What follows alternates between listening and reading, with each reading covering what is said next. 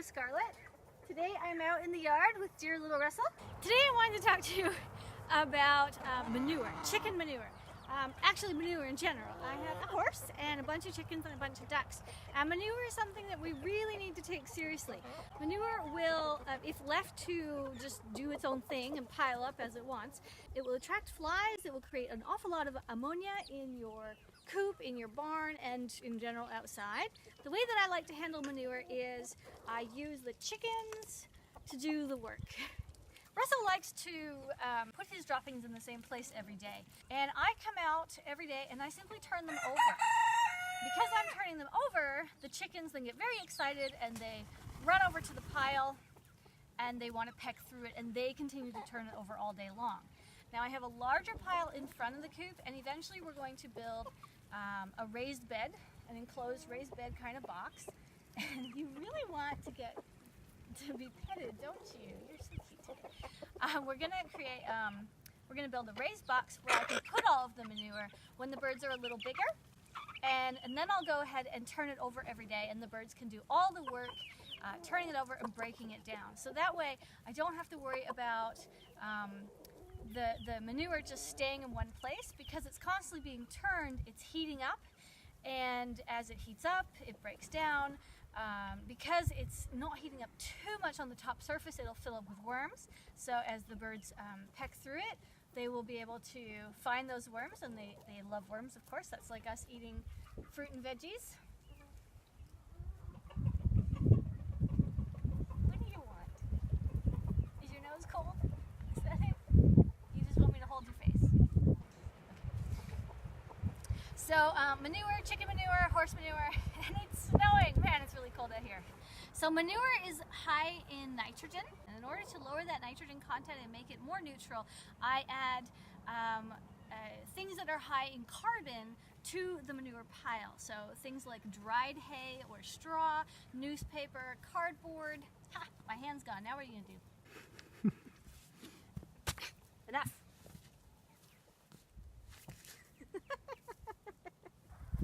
So what I do is come out and I turn it over and shake it up, especially when it's really cold. It's snowing at the moment.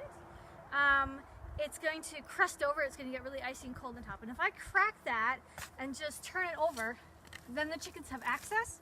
And of course the manure on the inside is going to be nice and warm. So in the winter, this is a good way to keep them active and give them something to do and nibble on when the rest of the soil is completely hard. Now I have another pile that comes from the coop. I'll show you that.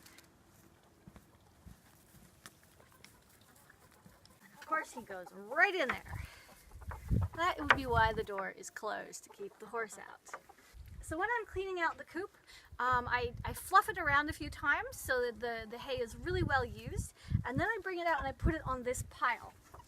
At the end of the day, the chickens have scratched the pile and moved it everywhere, and I then bring it back together, just gently going along, and put it all back on top. So that overnight he's not very happy. This is a rooster and that's a hen. And they're the same age. So I just pile it all back on top in the evening. So the next morning it's a giant pile again. And then that way at night it freezes on the surface, but it stays nice and warm on the inside. Then I'm Scarlett, thanks for watching, and I'll see you in the next episode. Toodaloo! Okay, enough already.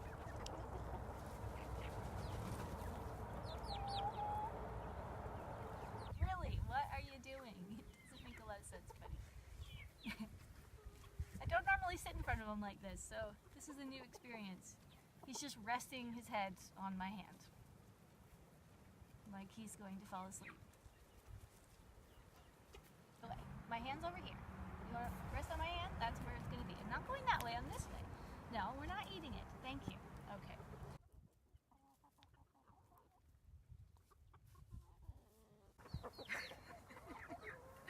Russell is eating my pitchfork.